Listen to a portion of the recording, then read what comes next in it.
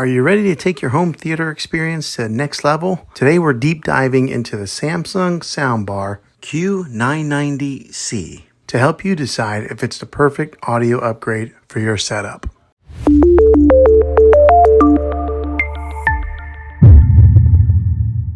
Now, the different sound types that this thing has, the different sound modes are standard, surround, Game Pro, and adaptive. Now, the differences with these models is that surround gives you that all-around widest sound stage, particularly in like a bigger section, so it gives you that nice all-around sound. The Game Pro knows when you are gaming and it will adjust accordingly. So like maybe if you're playing some Call of Duty or something like that and there's loud guns, it will adjust the volume on the gun levels. So it's got that smart technology built inside of it that automatically detects that. And then last is the adaptive, and that will adjust on the fly based on the content that you're watching. So for example, if you're watching something that's real heavy in dialogue, it will adjust the voice accordingly to the show or the movie that you're watching, or maybe like the explosions. So it has that adaptive capability in there to control those different sound levels. Really cool technology. It is a pretty solid sound bar. It's got a little bit of weight to it. I did not mount it onto the wall. I just kind of put it right here. Well, basically, because I can't mount it onto the wall. I'm on a corner section here in this room, so there was no way for me to mount it. Now, in the top corner over here, there's the indicator light. It's only on this side of the sound bar, all the way to your right. And then also on this indicator light, it lets you know what input you are running. So since I am running an optical cable to it, it says direct in. If I was running Bluetooth, it would say BT. And if you're running like through an HDMI cable, it would say that also. Okay, so now let me give you a little bit of a sound test with this to show you guys what it sounds like, and then I'll dive into more of the specifics with it. In the center, and let's go ahead and play it.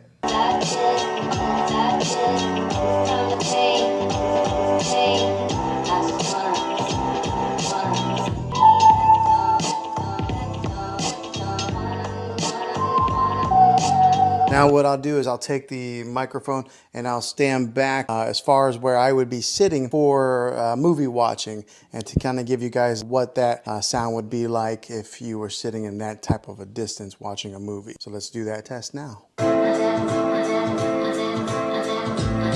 Okay, so that gives you a little bit of an example of what this thing sounds like. It's a great sounding sound bar. All right, so let's talk about the cosmetics on it first to get started off. So on the top and the side here, or on the front and the top here, it's got a metal grill that's kind of gives you a little bit of that industrial feel. And I think it looks pretty good like this, just on the stand right below TV. And the way that Samsung designed this is to pair up with their television. So as you can see, it does not go up above the screen any. So that's kind of nice to give it that nice clean look. And it's got the branding on the top here that says Samsung, but it's black, metal, real sleek looking. Now on the side of the sound bar over here, on this side here, it does have a volume control button, a plus, a minus. It's got a button on there to push it for Bluetooth pairing.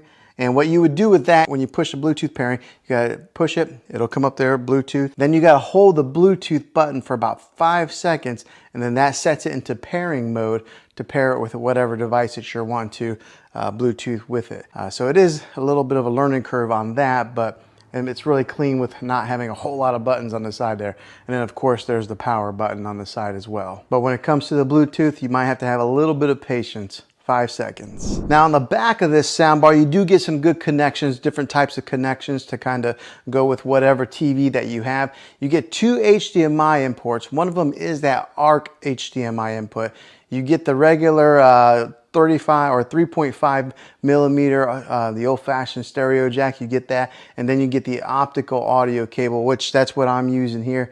And then if you wanted to, you could even Bluetooth it with the TV, but if you have this, I recommend that you go wired in. You're gonna get the best connectivity that way, and you're probably your best sound. So I have it with the optical cable, but it does have that HDMI hookup also. Whatever type of TV that you're running to with this, it'll work. Now, the other great thing about this is it's not specific to the QLED. All right, if you had another Samsung TV, you could do that also. Or if you had another brand TV, Vizio, LG, or something like that, you could still use the sound bar with those models of televisions. But if you do purchase a QLED TV like I got here, I recommend that you complement it with one of these awesome sound bars. It just makes it a really cool movie experience, especially if you're spending that kind of money. Go ahead and just spend a few extra $100 and get this sound bar, and then you'll never have to go to the movie theater. You can just kind of stay home and watch your movies that way. There are speakers on the top, and then there are speakers here in the front that are booming out, and then you got the sound bar that I have sitting on the floor there. You do get a dedicated center channel, which does a fantastic job of handling the vocals when it comes to any kind of movies or anything like that. My wife and I were watching a television show the other day, and I was really surprised at how well it balanced the vocals with some of the like explosions or anything that were in the background. So that dedicated center channel does a fantastic job with that. Now the remotes on these things, they are really thin like that, so that makes it kind of easy to get lost in a couch or a chair, but they're really similar to the QLED TV remote. So let's take a good look at here. So this one here is the QLED remote. This one here is a soundbar remote. As you can see, there's not a whole lot of difference between the two.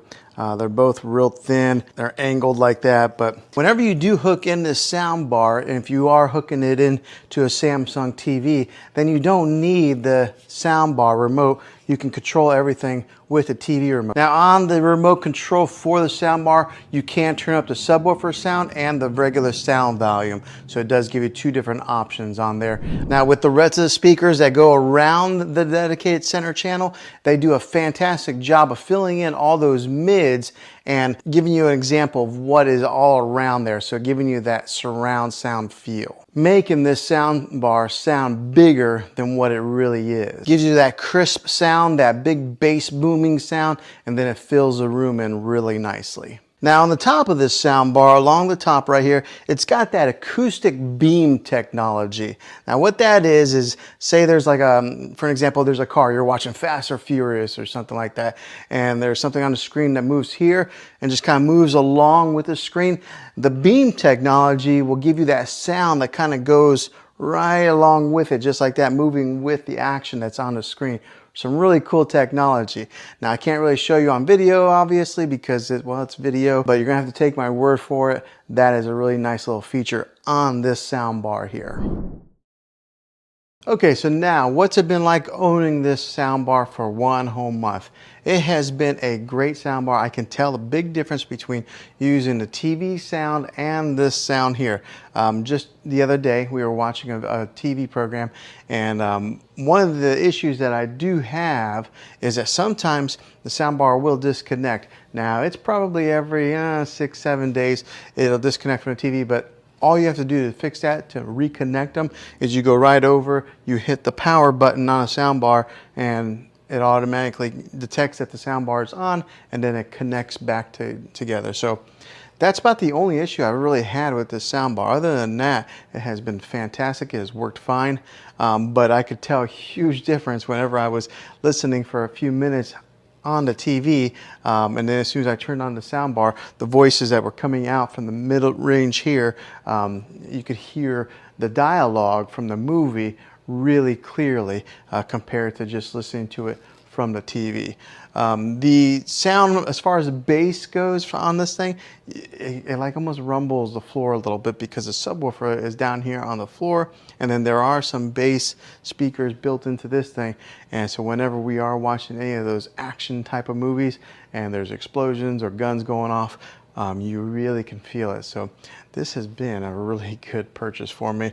I know soundbars are usually a splurge. I mean, you can watch TV and get all the sound from the TV, but make your movie watching experience a little bit better, buying one of these is worth the money. So after owning this thing a month, would I buy it again?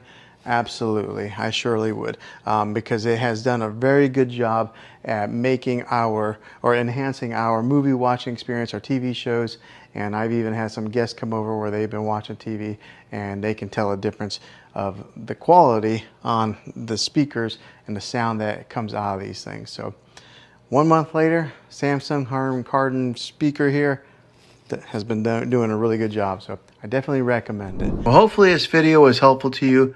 If it was, click a thumbs up on this. go ahead and subscribe to my channel. I make tech videos all the time, and I would love to have you back in the next one.